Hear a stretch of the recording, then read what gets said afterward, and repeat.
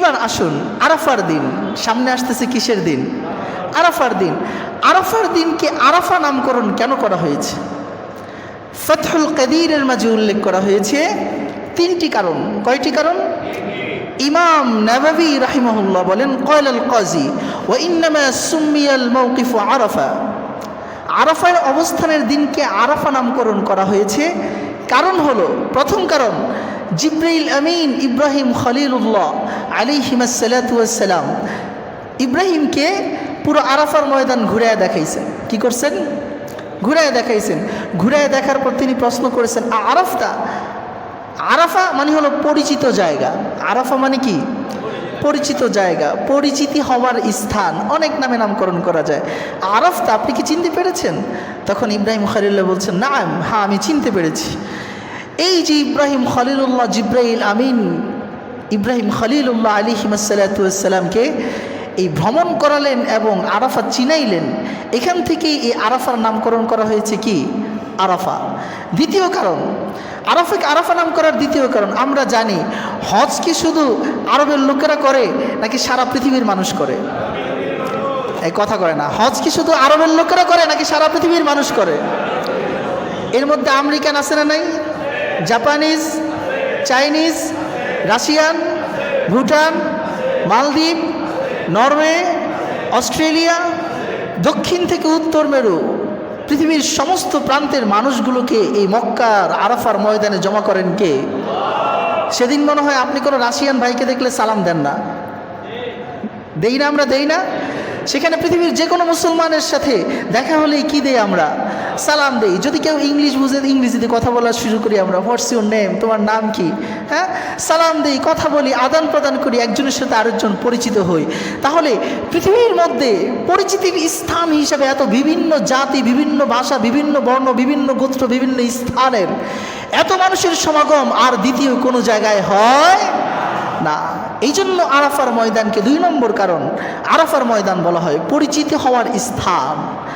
তিন নম্বর কারণ, আল্লাহ সুবহানাহু ওয়া তাআলা যখন আদম আলাইহিস সালাতু ওয়াস সালামকে সৃষ্টি করলেন, সৃষ্টি করার পরে তিনি যখন তাকে পাঠাইলেন, কোথায় পাঠাইছেন?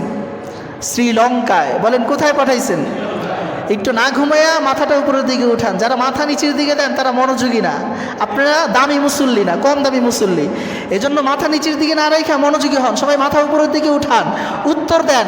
আদম আলাইহিস সালাতু ওয়াস সালামকে আল্লাহ পাক কোথায় পাঠাইছেন? শ্রীলঙ্কায়। আর মা হাওয়া আলাইহিস সালাতু ওয়াস সালামকে কোথায় পাঠাইছেন? জেদ্দায়। কোথায়? জিদ্দা, জাদ্দাতুন, দাদি। জাদ্দাতুন অর্থ কি? দাদি।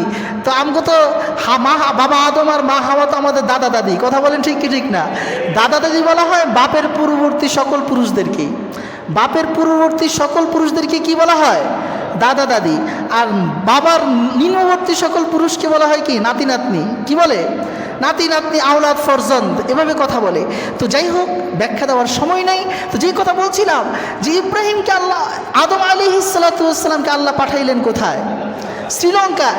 আর মা হাওয়া আলাইহিস সালাতু ওয়াস সালামকে আল্লাহ পাঠাইছেন কোথায়? জেদ্দায়।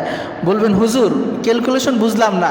শ্রীলঙ্কা আর ভারত থেকে শ্রীলঙ্কায় যেতে মাঝখানের যে গ্যাপটা, এটা প্রায় 35 কিলোমিটার। কত কিলোমিটার? 35 কিলোমিটার। তাহলে এত বড় জায়গা আমাদের আদম আলাইহিস সালাম পার হয়েছেন কেমনে? প্রশ্ন জায়গা কি জায়গা না? আসলে বাবা আদম আলাইহিস সালাতু ওয়াস সালামকে যখন আল্লাহ পাক দুনিয়ার মধ্যে পাঠাইছেন, দুনিয়া এমন ছিল না। জমিনের মাটিগুলো কিন্তু প্রতিনিয়ত প্রসারিত হয়। বলবেন প্রমাণ কি? আমাদের পদ্মা নদীর মধ্যে এখন যত চর, আজ থেকে 30 বছর আগে চর কম ছিল না বেশি ছিল? কম ছিল, চর ছিলই না। পানি খরস্রোতা নদী ছিল। ঠিক বঙ্গোপসাগর দিন দিন যেমন বাড়তেছে, দিন দিন যেমন বঙ্গোপসাগরের শেষ মাথায় বাংলাদেশের সীমানা বাড়তেছে, আজ থেকে 100 বছর আগে বাংলাদেশের সীমানা কম ছিল না বেশি ছিল? কম ছিল। এই দিন দিন বাংলাদেশের সীমান্তকে বাড়াইতেছেন কে? আল্লাহ বলতেছে নোয়াখালীর মধ্যে একটা চর জাগছে যেটা আরেক বাংলাদেশ হবে। আল্লাহু আকবার বলবেন না? কে বাড়ান? কে বাড়ান? আল্লাহ বাড়ান। জমিন পুরোটা একসাথে আছিল। এই জমিনটা হলো পানির মধ্যে ভাসমান নৌকার মতো। পানির মধ্যে ভাসমান কিসের মতো? নৌকার মতো। তবে এই নৌকাটা নৌকার কাঠের মতো না, এটা মাটির নৌকা। এই মাটির নৌকার কখনো কোনো পার্ট, কোনো তক্তা সুইটা আলাদা হয়ে গেছে। এগুলো আলাদা হওয়ার কারণে আরেক জায়গায় নতুন দ্বীপ জন্ম হয়েছে। কথা বলেন ঠিক কিনা? এই জন্য এটা যে আগে আলাদা ছিল সেটার কোনো প্রমাণ নাই, একসাথে থাকেই যুক্ত।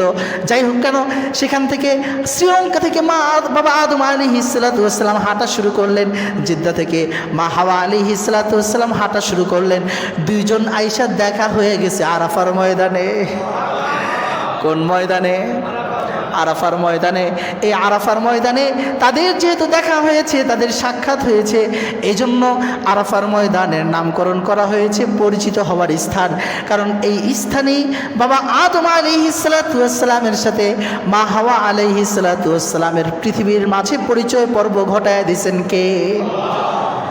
তুমি মাটির আদমকে প্রথম সৃষ্টি করিয়া ঘোষণা করিয়া দিলে শ্রেষ্ঠ বলিয়া। তুমি মাটির আদমকে প্রথম সৃষ্টি করিয়া ঘোষণা করিয়া দিলে শ্রেষ্ঠ বলিয়া। তাই নূরের ফেরেশতা করে আদমকে সেজদা, তাই নূরের ফেরেশতা করে আদমকে সেজদা। তুমি সবার উপর দিলে মাটুর মানুষকে সম্মান। আল্লাহু আল্লাহু তুমি জাল্লে জালালু, বলেন না আল্লাহু আল্লাহু তুমি জাল্লে জালালু। শেষ করা তো যায় না গে সবাই আল্লাহু আল্লাহু তুমি জাল্লে জালালু। শেষ করা তো যায় না গে গান। আল্লাহু আল্লাহু তুমি জাল্লে জালালু। শেষ করা তো যায় না গে। তুমি কাদের গফফার তুমি জলিল জব্বার, তুমি কাদের গফফার তুমি জলিল জব্বার। অনন্ত অসীম তুমি রহিম রহমান। আল্লাহু আল্লাহু তুমি জাল্লে জালালু। আল্লাহু আল্লাহু তুমি জাল্লে জালালু। শেষ করা তো যায় না গিয়ে তোমার গুণগান। সব কিছুর মালিককে, এই পৃথিবীর সব কিছু ঘটান কে? কিয়ামতের ময়দানেও আমাদেরকে কবর থেকে উঠাইবেন কে?